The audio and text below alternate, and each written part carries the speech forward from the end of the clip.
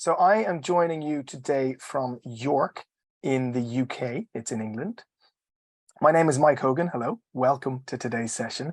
I am a trainer and coach working with organizations on a global level, supporting their teams with effective communication, effective collaboration. I have a background in human resources as well, and also in ELT, English language training, and coursebook authoring.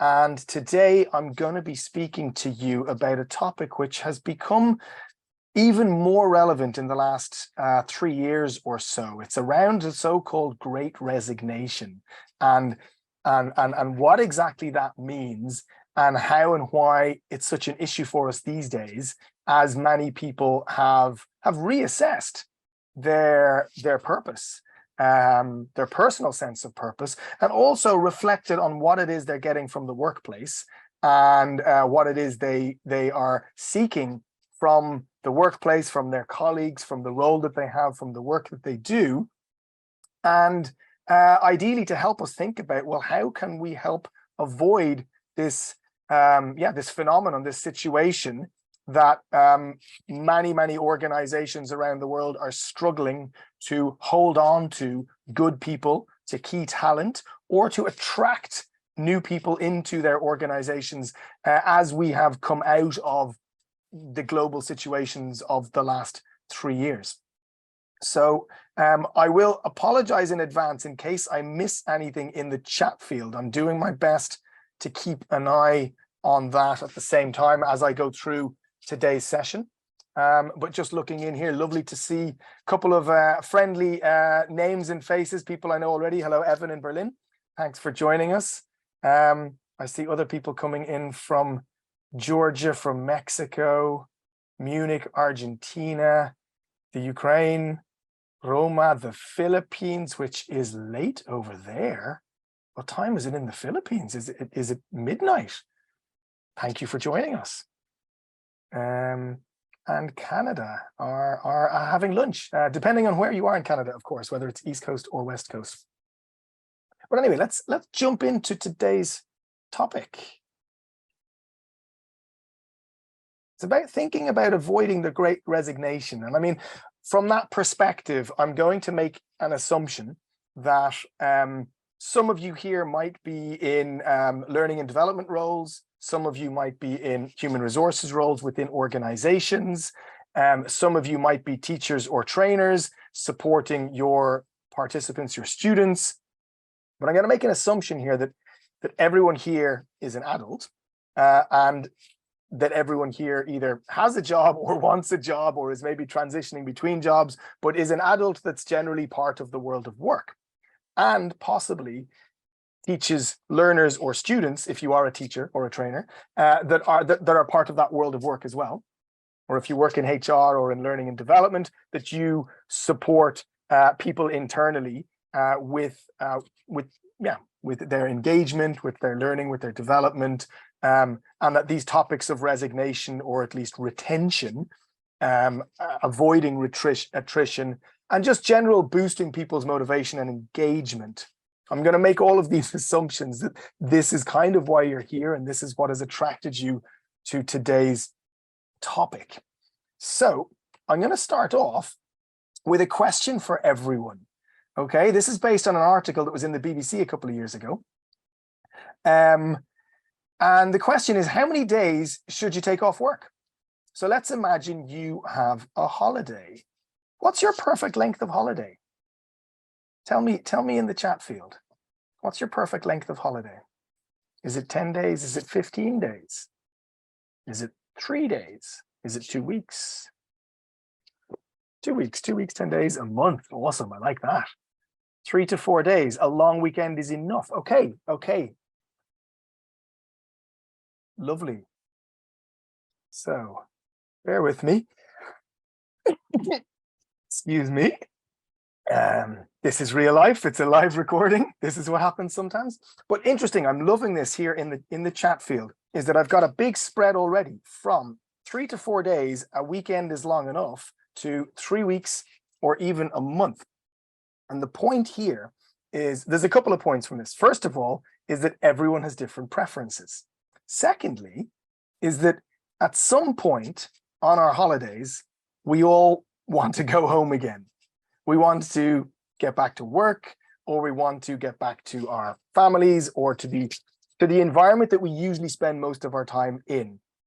And I think that's the point here, is because after a certain number of days on holiday, we reach perhaps what is known as the bliss point.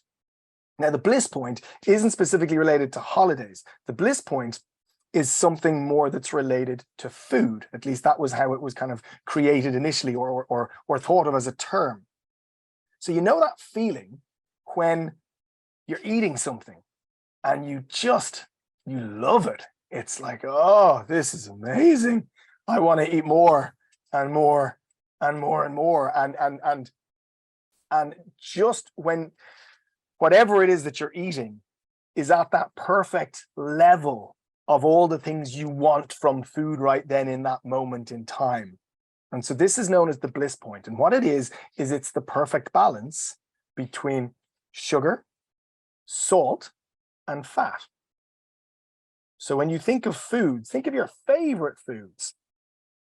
Sometimes or rather think of foods that, sometimes you eat foods that are a bit too fatty. You don't really like them. You eat foods that are a little bit too sugary. You don't really like them. Or a bit too salty. You don't really like them. But if you can get that balance right for exactly what you want and what you need, then that's reached what psychologists have termed, and especially in terms of appetite and food, as this bliss point. And it's the point where you're at total satisfaction. Okay. Now, the interesting thing here is that we are motivated by different things. Our bliss points are different to each other's. For some, it might be that delicious taste and the balance of the sugar, the fat, and the salt that you get from pizzas. For others, it might be vegan beetroot burgers.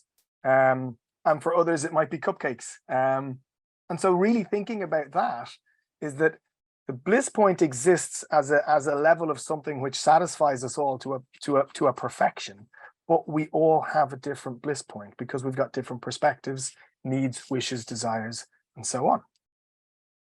Okay, so now let's think about how this becomes relevant to the world of work and to the workplace, because not everyone has the same bliss point.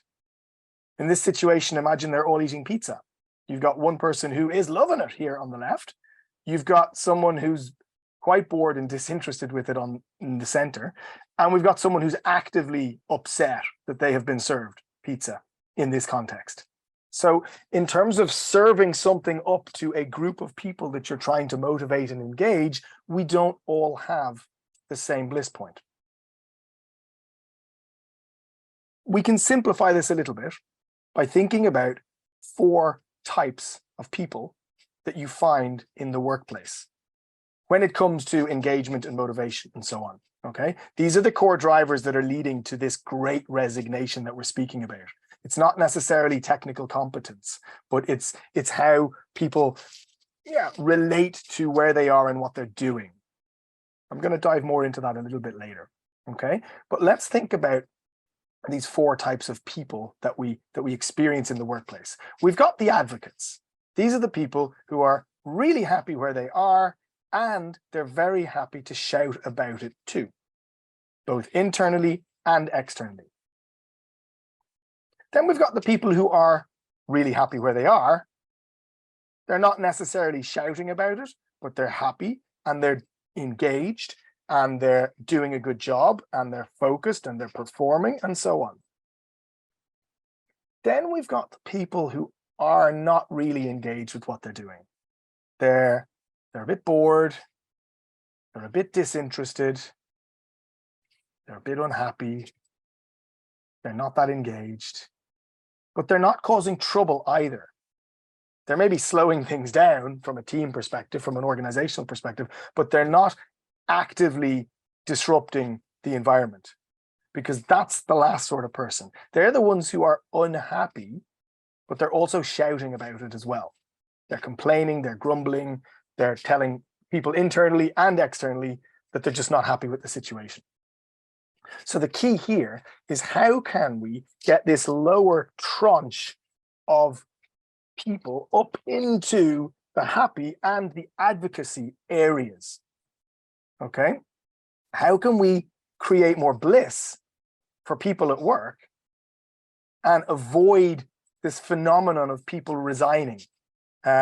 What's also been termed not only as the great resignation, but the great reshuffle, because it's about people reshuffling where they are and what their priorities are and what they want to be doing, as opposed to perhaps quitting outright or resigning or stopping work.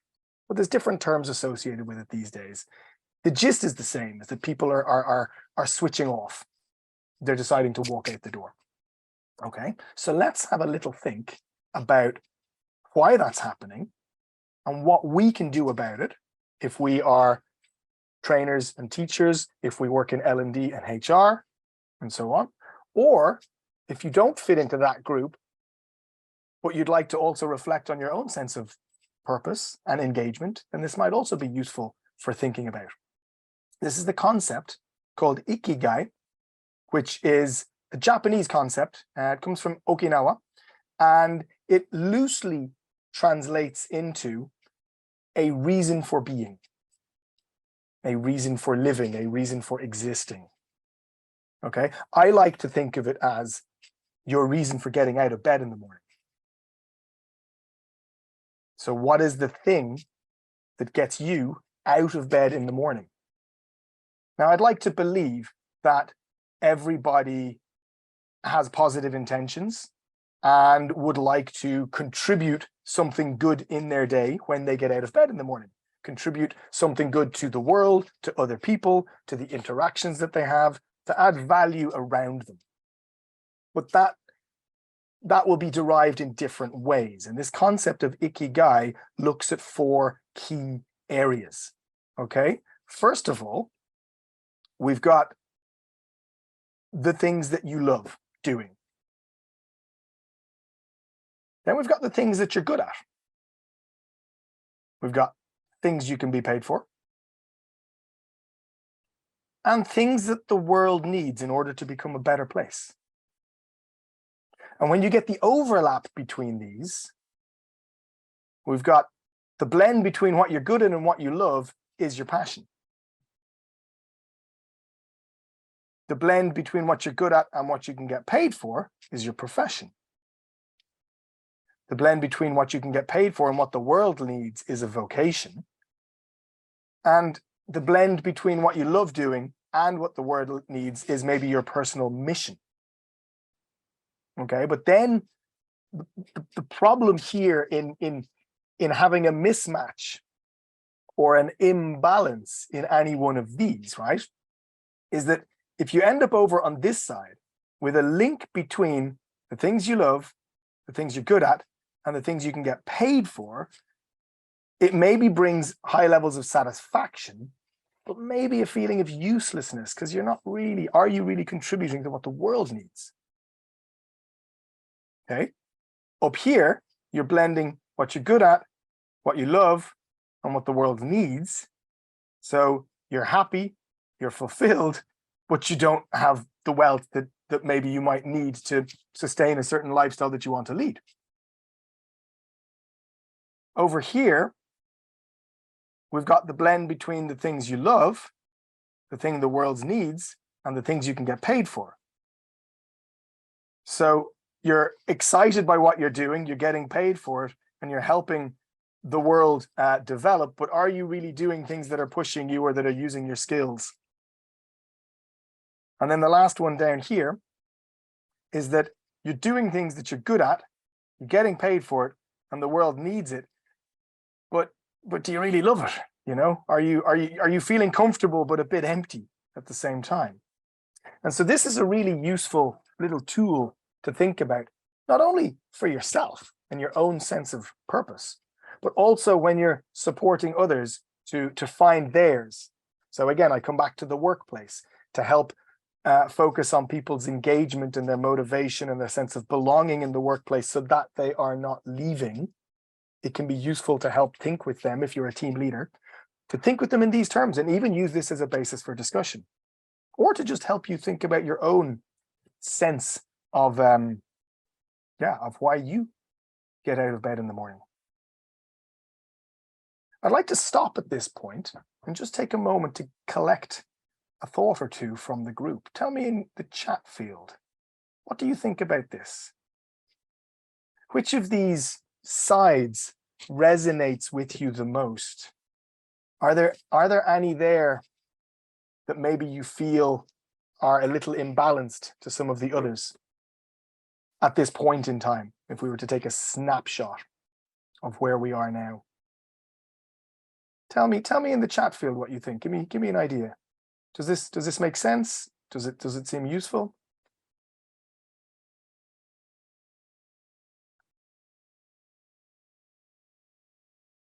The interesting thing here as well is that I used the word snapshot a moment ago because this is a dynamic situation as well. As we go through life from week to week, month to month, year to year, we will constantly be moving around this. And so it can be useful to just reflect. If you've got a deep-seated sense of kind of something doesn't fit, you're not quite happy, you're not quite fulfilled, maybe it's because you've got 3 of these covered, but not the 4th one.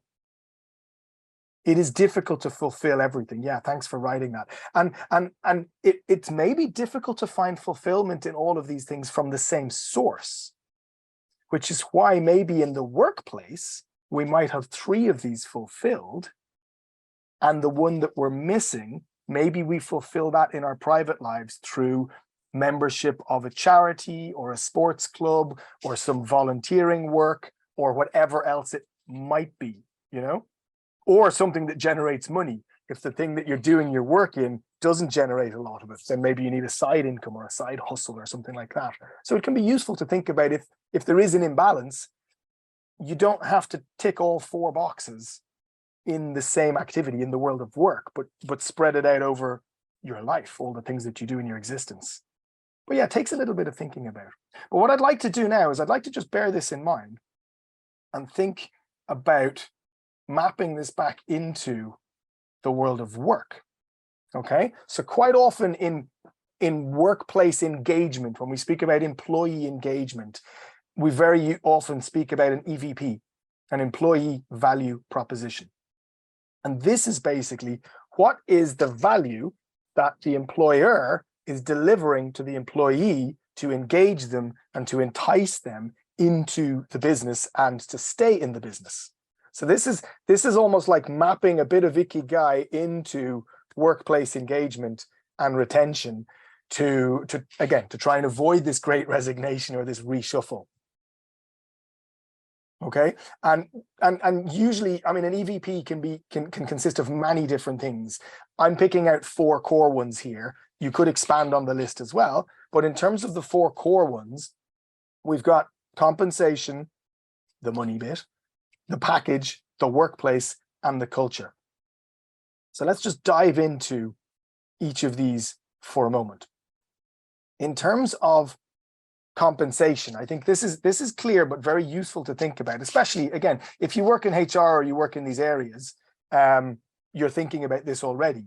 But if you're supporting participants in training, or if you're a team leader supporting your team or something like that, or even if you're just an individual trying to think about your own levels of engagement and bind to the place that you work, can be useful to think in these terms. What is the compensation like in pure numbers and pure numerical money numbers? This links to the bottom part of that Ikigai model as well. So what are the salaries involved?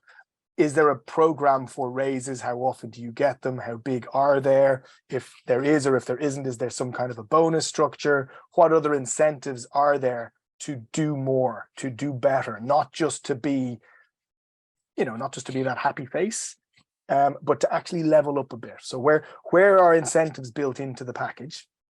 Or not the package, but the compensation. Compensation is part of a package, which is the next one here. But this is where the package is often referred to as all of the other things that aren't money.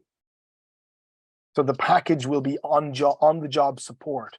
What sort of on the job support do team members get from their team leader, from mentors within the organization, from other experts, from more experienced colleagues, from HR or L&D, in terms of helping them do their job better? And so in many cases, for people who work in international organizations or need to work on international projects, language training is absolutely key to that. Earlier this week, on Monday, I spoke about the importance of supporting team members who work in these environments, not only with their language training, but also with communication skills, interpersonal skills, cross-cultural competency, all as a big package together. If you missed that, check out the YouTube channel. The recording is going to be there soon. But really, when it comes to the package in terms of helping people do their jobs to the best of their ability, but also preparing them for the next level of job they're going to do, and trying to reduce attrition levels from the organization, so people leaving, trying to retain them in the business, again, avoiding this resignation phenomenon that's going on, it's important to think about, well, what are the skills development that they're getting? Do they need language training, and how will that benefit them in their roles? How will that benefit the organization? What other skills training is going to be relevant for them? And then other elements of the package, things like the number of holiday days that they want, or is sick pay a thing in the organization? What sort of perks do they get? Like a travel card, or a gym membership, or food in the office, or even food sent at home if they work at home. So what are all the other elements of the package? And thinking back to the Bliss Point, is that different people will be motivated by different things on this list at different times of their lives, but also at different points in their career, and at different stages of their journey through an organization. So the things that motivate them this month or this quarter might not be the things that motivate them and bind them to the organization in 3 or 6 months. Coming back to the language training example, maybe they weren't working on a project in which they needed English or language learning for it 3 or 4 months ago, but now they are. So their motivation to do that has completely changed, but also their expectations and their demands, if you will, on the organization to support them with that. So we've got the package elements. Yeah, interestingly enough, there's a workplace learning report that's come out recently from LinkedIn Learning as well. There's a link there in the bottom of the screen. I'll post it into the chat now as well, actually, in a moment. Bear with me.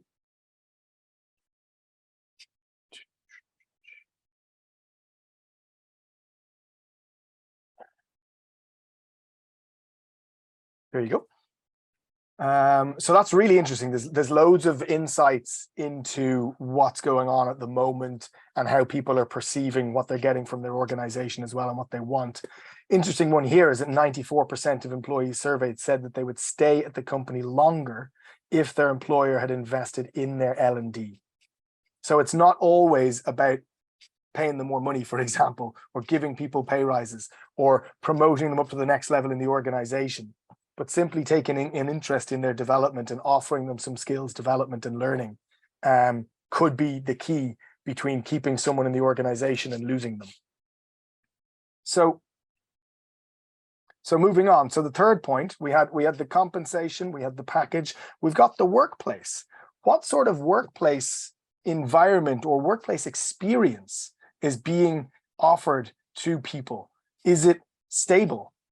Insofar as is possible, does it involve doing meaningful work? This comes back to our Ikigai as well, wanting to do something of value, wanting to improve the organization or the world or other people's lives. Does it provide the right level of challenge? I'll speak about that in a moment as well. What's the process for recognition within the organization, or the process for feedback? Again, many studies have shown that people who feel that they don't get feedback or don't get recognition become massively demotivated very quickly. And again, they will leave. So what is the process for recognition?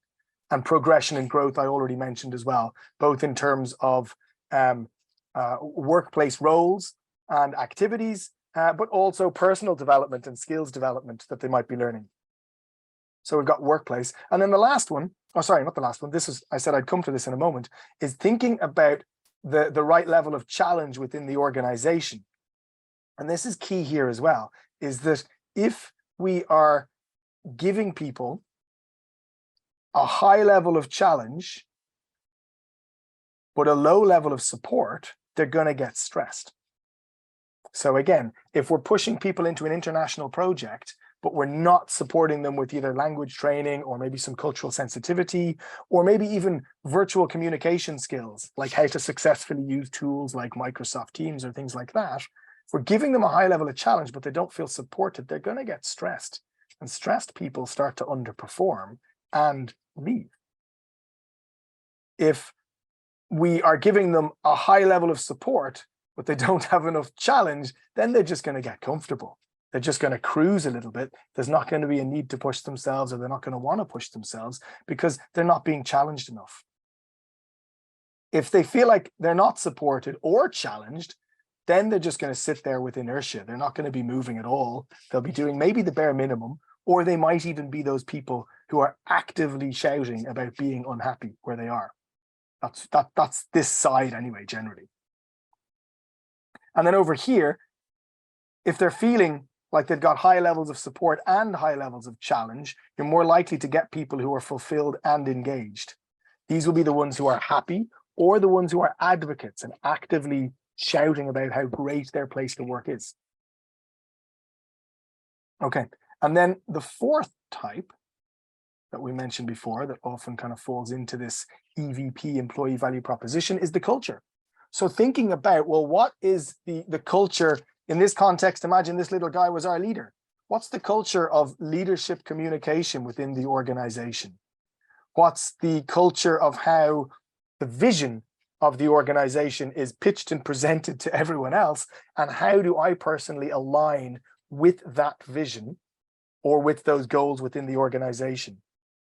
If there's a mismatch between my own personal sense of my goals, or if I don't believe in the goals of the organization, it's going to be harder for me to engage with it.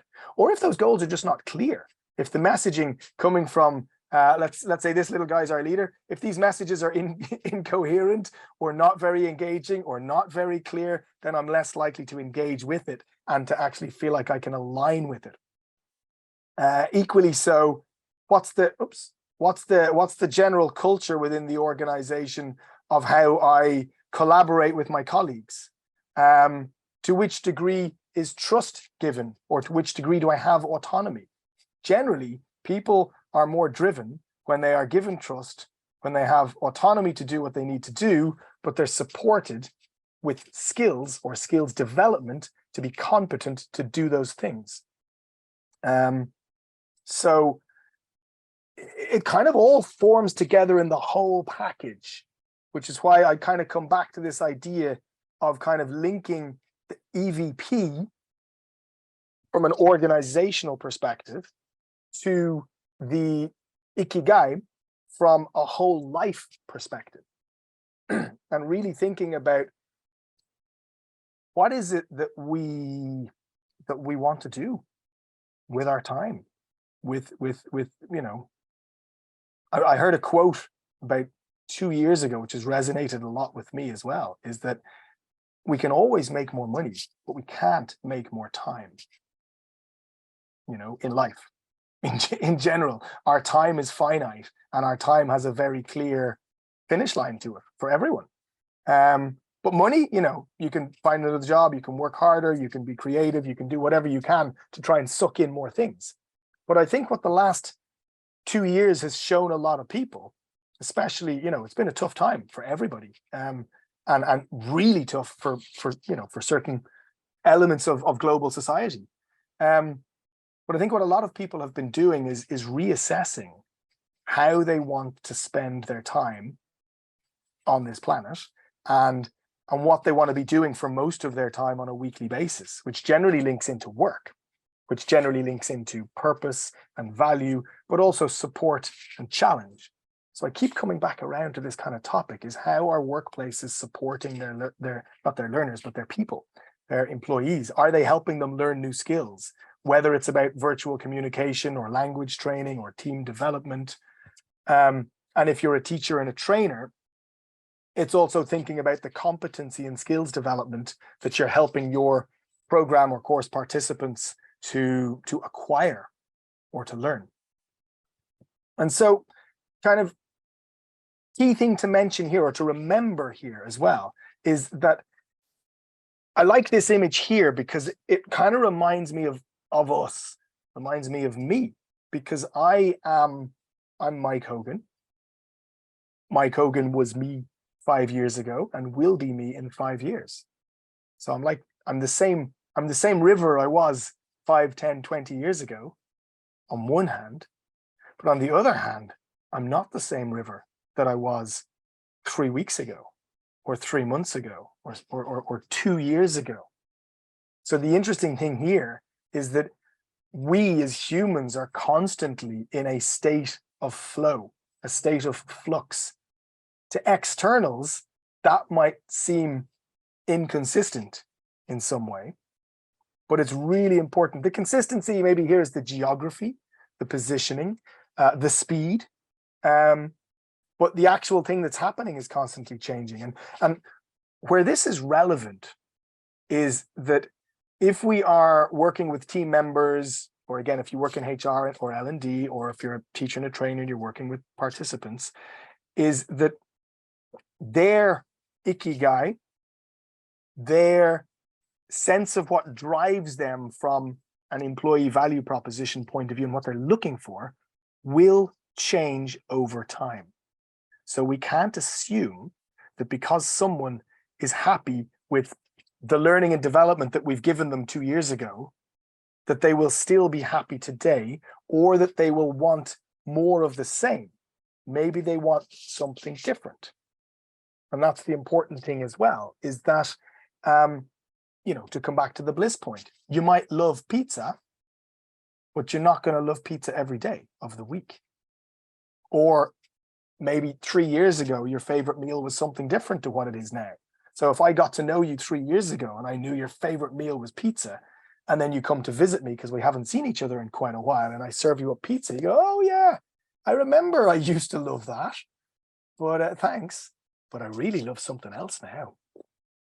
So this is the key here. I think I like with this little river metaphor is to remember that our own needs and priorities are always changing, and so are that of other people. We can't assume that they've stayed the same, that they're consistent. We've got a whole range of emotions driving us and driving not only our passions and our sense of purpose, but also driving what we want from the world, what we want from others, what we want from employers. So not everyone will love what you're serving up. That's a key takeaway. So I'm kind of beginning to come to some key takeaways for you now. We can open up then to a bit of discussion and a bit of sharing of thoughts and ideas. But yeah, dogs love dog food, but humans don't. So if you are in a role where you are designing, let's say, benefits for people in the workplace, so again, whether it's language training or whether it's skills development, or whether it's a couple of extra holiday days, or whether it's a gift of some kind or a Christmas bonus or whatever, you can't assume that everyone in your remit is going to like the same thing that you give them.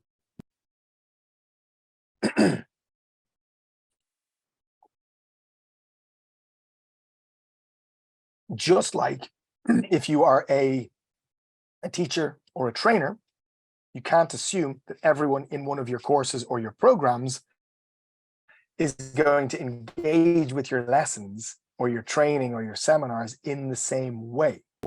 Just like a participant that engaged really well with you 6 months ago, and you have them again in a program now, and they're just not engaging in the same way, it's maybe because their preferences have changed, their priorities have changed, their needs have changed. So we've got to constantly remember that, first of all, not everyone is going to love what you're serving up.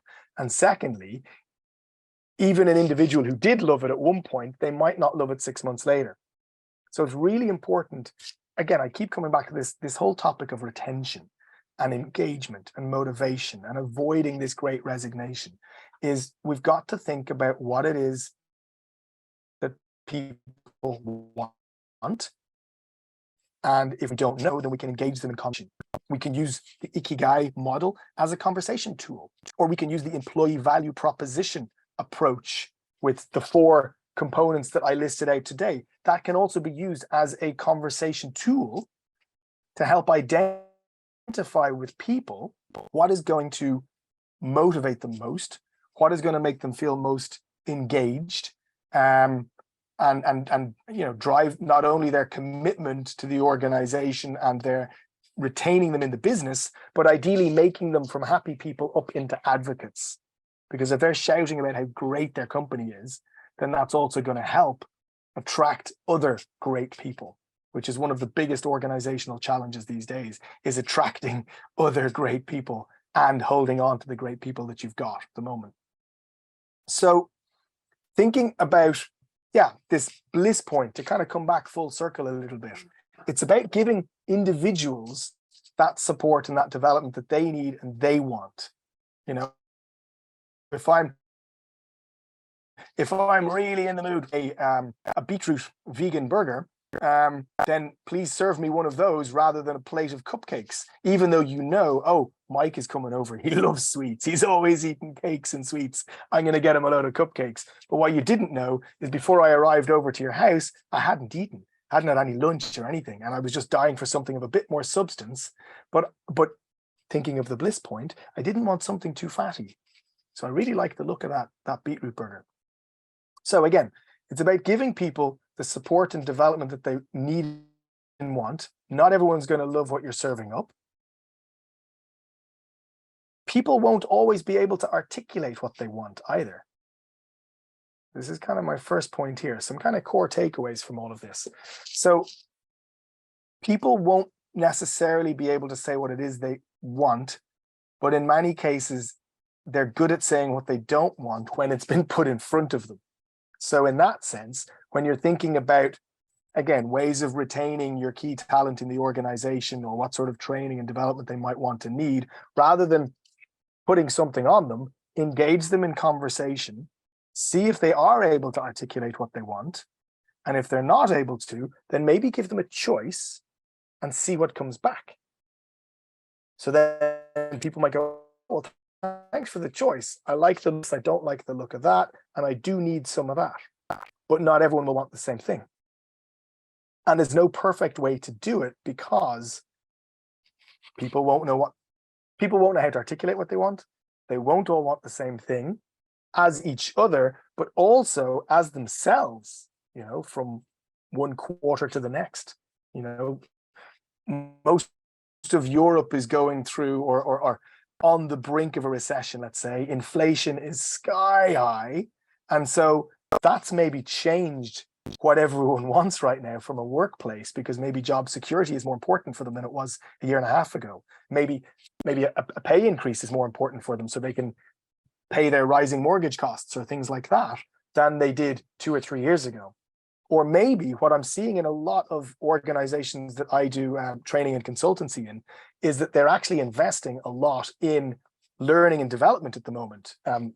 Language training, as I mentioned before, because what they're seeing is in order to be competitive and get through, let's say, the recession, or to get through rising inflation that's hitting us all this year and next year, is that they need to invest in the capabilities of their people to do business internationally beyond their current borders, to be more successful in stretching the business's arms out into other or new markets, rather than being overly defensive and tightening up again. Because then when the economy does that and the general industry does that, then organizations are going to struggle to grow.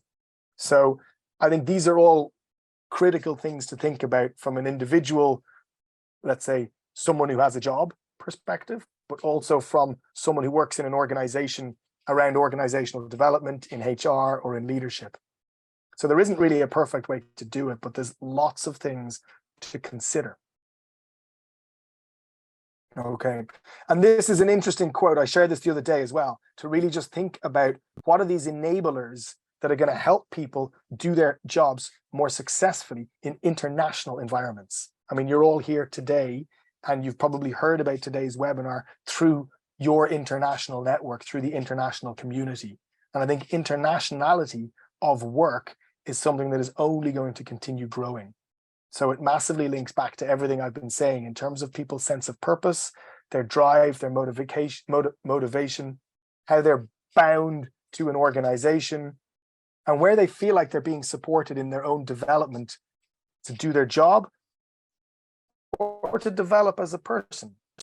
And so I think that brings me to the end of today's session.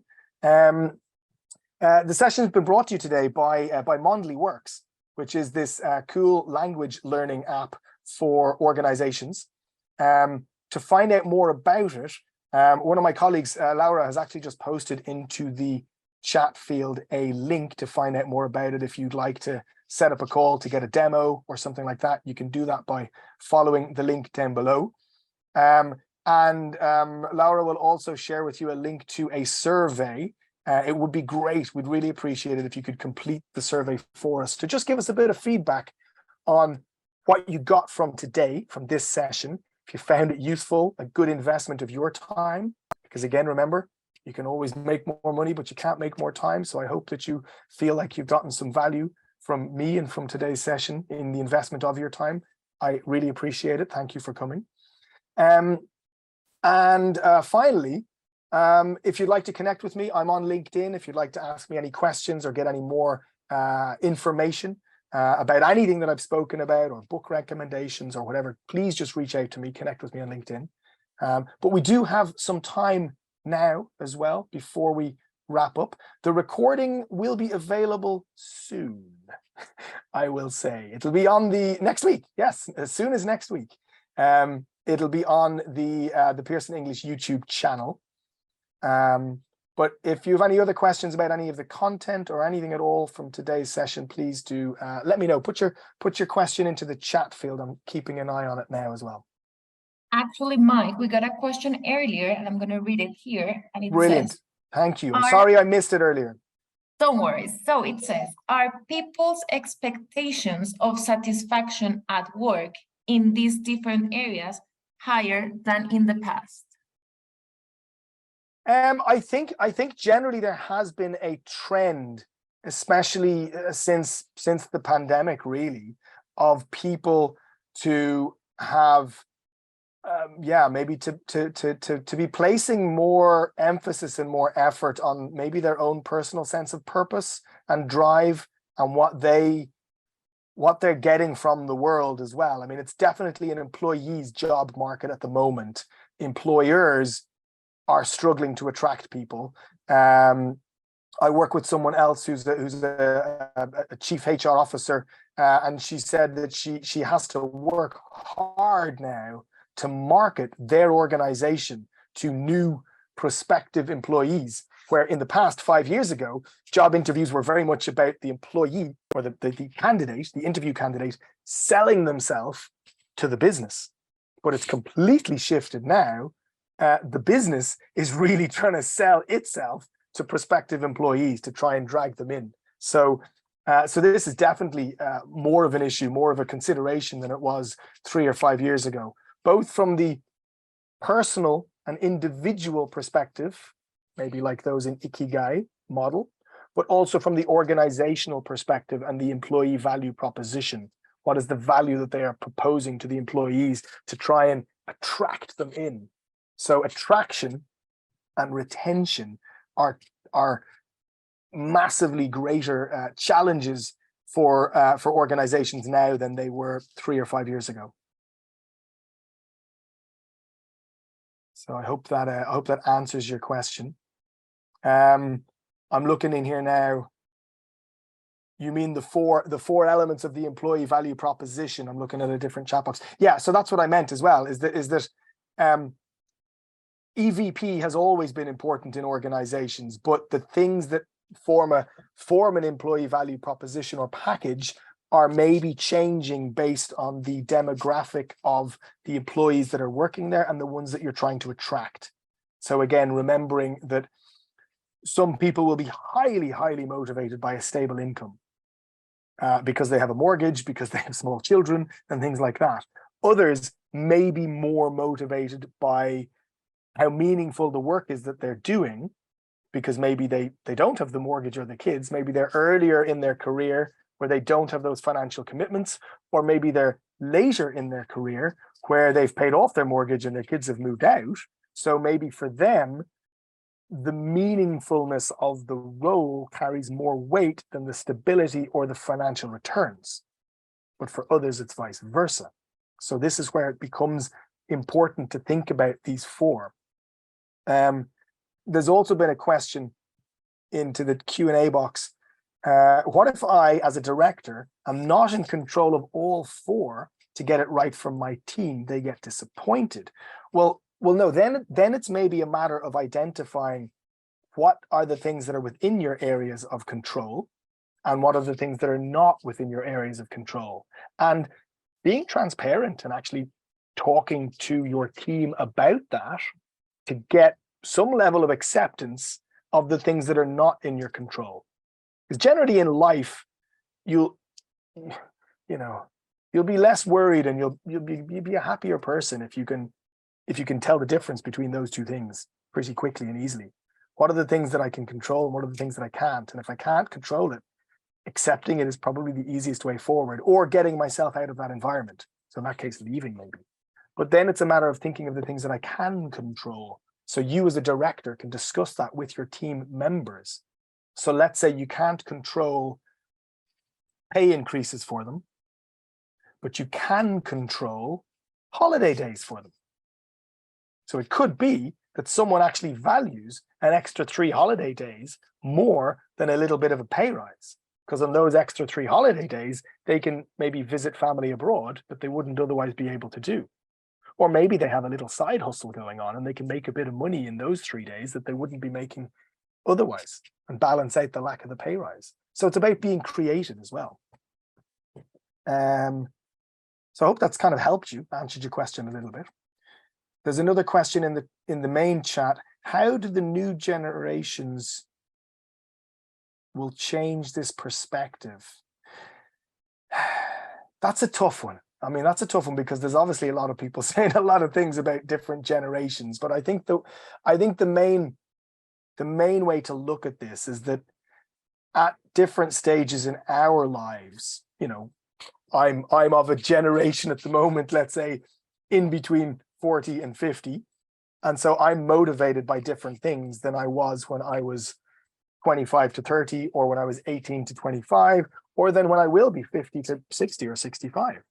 And so it's not necessarily about new generations changing things, but understanding that people at different generations are motivated by different things, and really trying to engage with them to get to a deep understanding of what those things are.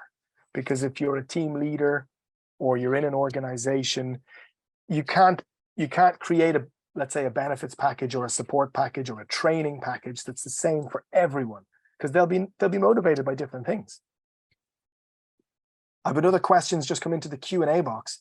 Should companies explicitly ask individual employees about their specific motivations in order to understand them better, as opposed, say, to anonymous surveys that give a general picture but not information on individuals? So you've kind of hit two different approaches there in your question as well. In my experience, I mean, let me hold on a second. I'm gonna wait. I am still sharing, aren't I? I was gonna stop sharing there for a second. There, I've stopped sharing now, just to enable us to see each other all a little bit more easily, or at least you to see me. Yeah, I mean, in my experience, so I used to have an internal HR role as well. We used to do surveys with employees and try and find out their motivations and things like that. Is that people tend to be a little bit more open and honest when they can complete a company-wide survey anonymously. So from an organizational perspective, you might do an anonymous survey throughout the whole organization. But from a team leader perspective, I very much would recommend team leaders engage in such discussions with their team members to try and identify what are the personal, unique and individual drivers that those team members have. Because if a team leader is leading 5 people, they can't expect that all 5 are going to be motivated and driven by the same things. So it's essential as a team leader that you understand that in your individuals. Then you can look at the whole selection box, the whole package that's available from the organization, and using your, let's say, your discretion, but also your influence as that leader, you can then maybe pick out elements of the organizational package which will best motivate those individual people based on their personal preferences. So I think to answer your question, I'd say both. But generally what happens is the anonymous ones are the company-wide ones, and the ones that are specific to individuals are maybe done at a team leader level. If that helps answer your question.